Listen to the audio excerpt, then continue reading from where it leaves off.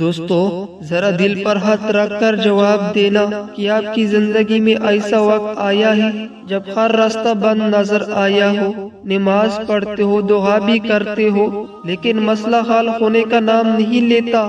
کبھی رزق کی تنگی، کبھی قرض، کبھی بیماری، کبھی رشتوں کی الجھن، کبھی دل کا بوجھ، اور پھر دل سے ایک ہی آواز نکلتی ہے، یا اللہ اب تو کوئی راستہ نہیں بچا۔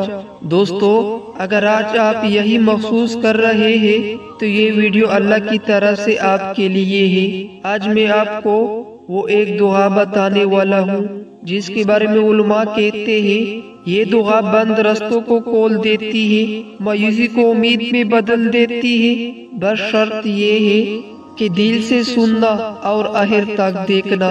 دعا کی طاقت، اصل حقیقت۔ دوستو ہم اکثر دعا کو بس الفاظ سمجھ لیتے ہیں، لیکن حقیقت یہ ہے کہ دعا عبادت ہے، دعا اللہ سے بات ہے۔ دعا کمزور بندے کو سب سے بڑا ہتھیار ہے۔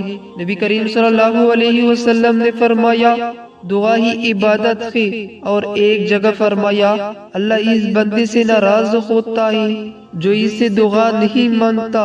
سوچئے جو مانگے اللہ اسے پسند کرتا ہے، اور جو نہ مانگے اس سے ناراض ہوتا ہے۔ پھر دعا کے باوجود مسئلے کیوں رہتے ہیں؟ دوستو یہ سوال تقریباً ہر بندہ کرتا ہے، میں دعا بھی کرتا ہوں پھر بھی مشکل کیوں ہے؟ اس کی 3 بڑے راز ہیں۔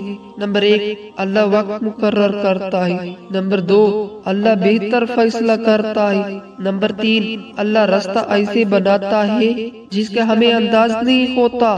قرآن کہتا ہے اور ہو سکتا ہے تم کسی چیز کو ناپسند کرو اور وہ تمہارے لیے بہتر ہو۔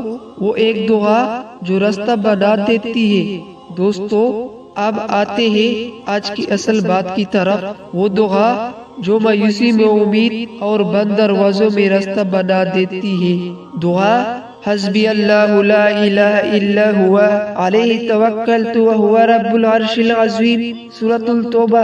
ترجمہ اللہ مجھے کافی ہے، اس کے سوا کوئی معبود نہیں، میں اسی پر بھروسہ کرتا ہوں اور وہ عظیم عرش کا رب ہے۔ اس دعا کی فضیلت حدیث کی روشنی میں نبی کریم صلی اللہ علیہ وسلم نے فرمایا جو شخص یہ دعا صبح و شام 7 مرتبہ پڑھ لے اللہ اس کے ہر غم، ہر پریشانی کے لیے کافی ہو جاتا ہے۔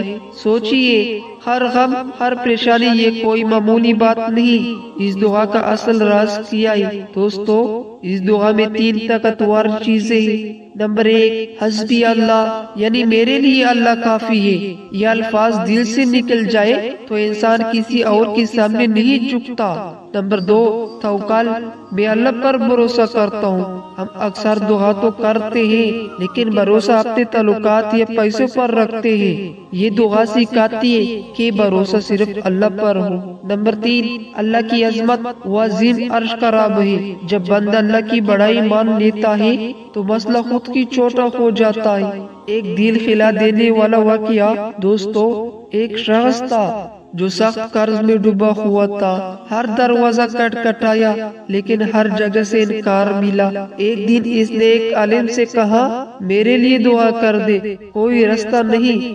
عالم نے کہا بس یہ دعا صبح شام 7 بار پڑھنا اور اللہ پر چھوڑ دینا۔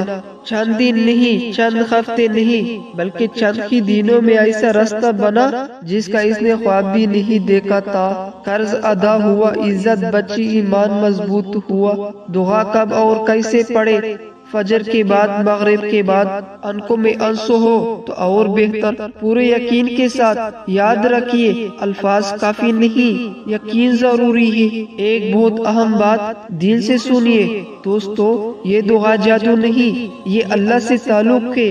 توبہ، صبر، کوشش، یہ 3 چیزیں بھی ضروری ہے۔ قرآن کا وعدہ، حوصلہ دینے والی آیات، اللہ فرماتا ہے اور جو اللہ پر بھروسہ کرے اللہ اس کے لیے کافی ہو جاتا ہے۔ یہ وعدہ ہے اور اللہ وعدہ خلافی نہیں کرتا۔